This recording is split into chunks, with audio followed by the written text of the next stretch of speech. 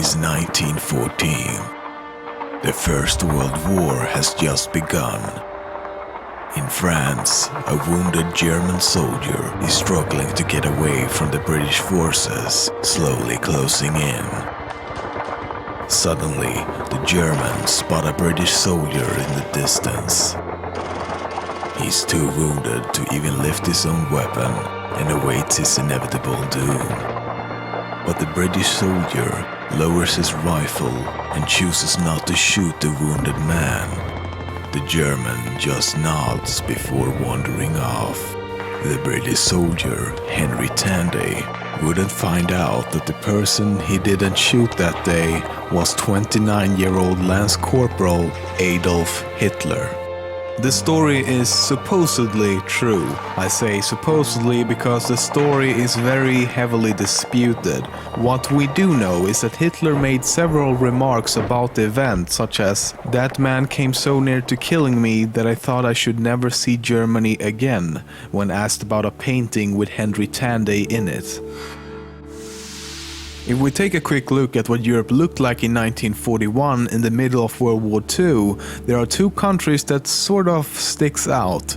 Both Sweden and Switzerland are still neutral, even though they're seemingly right in the middle of the war. Alright, so Switzerland, they could keep their neutrality for two primary reasons: their banks and the country's location. Switzerland has long been known for their secure banking, and during World War II, a lot of countries used Swiss banks to store their money. And if the country was kept neutral, their wealth would be untouched despite the outcome of the war. The second reason is the location, because Germany already had control over every country surrounding Switzerland. Hitler didn't see the country as much of a priority because if they won the war, Switzerland would be taken over either way. However, an invasion was actually planned called Operation Tannenbaum, but it was never carried out, most likely for the aforementioned reasons. Okay, so what about Sweden then? Well, Sweden on the other hand has long maintained diplomatic neutrality since the end of the Napoleonic Wars in 1815.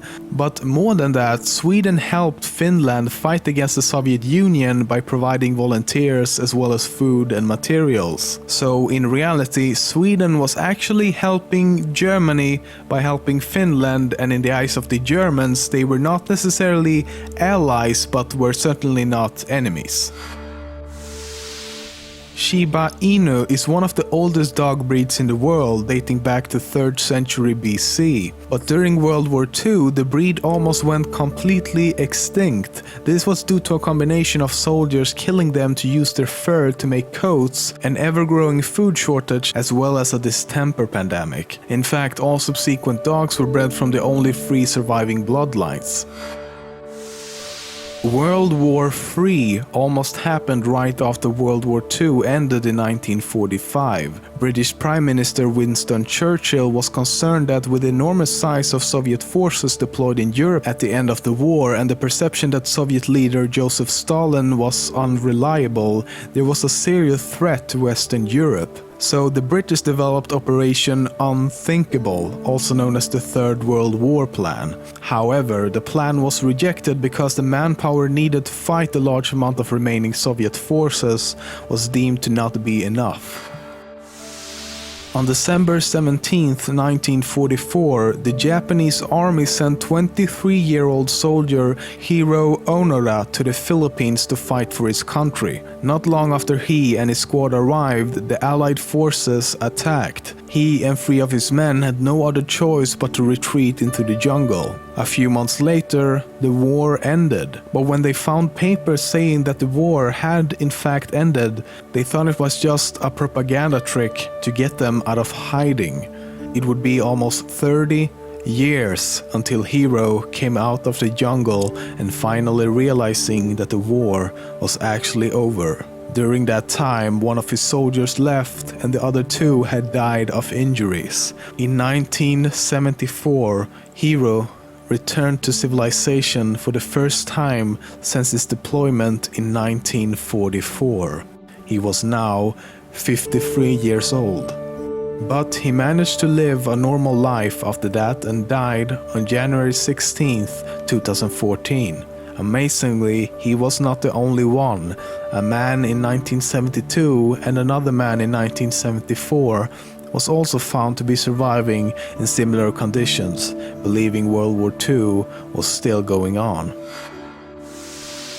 There was a plan proposed in 1962 named Operation Northwoods that called for the CIA to commit genuine acts of terrorism inside the United States. This was so they could blame the attacks on the Cuban government and thus creating public support to start a war against and eventually overthrow Cuba, which had recently become communist. The operation was suggested and signed by GCS as well as the DoD, but fortunately President John F. Kennedy rejected it. According to currently released documentation, none of the operations proposed were ever acted out.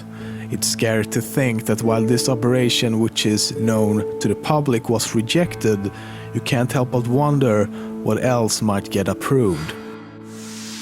The shortest officially recognized war took place in 1896 when Zanzibar surrendered to Britain after only 40 minutes. The longest recorded war was the so-called 100 Years' War between Britain and France. It actually lasted 116 years, ending in 1453. World War II is the deadliest conflict in human history. Between 60 to 80 million people died from 1939 to 1945, which was more than 2.5% of the whole world's population. Maybe one of the most horrifying results of World War II is that over 60% of the people who died were civilians. At least 6 million of them were murdered in concentration camps during the Holocaust. But one thing you probably don't hear about often is that the Japanese actually killed more people than the Nazi regime. And just like the Germans, they performed very disturbing human experiments, tortured and cannibalized prisoners of war, and forced hundreds of thousands of women into military sex slavery.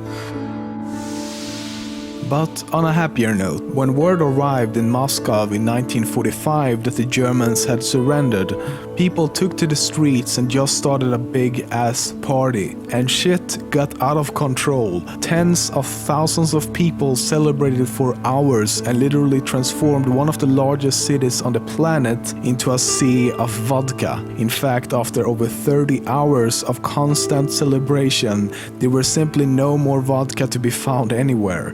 This was not the day the war ended, this was the day Moscow ran out of vodka.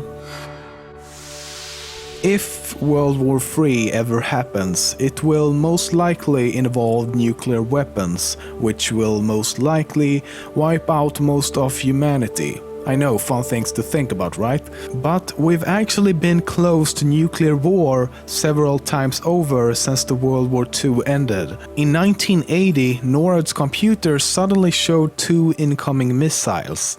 Shortly after, it showed 220 incoming missiles.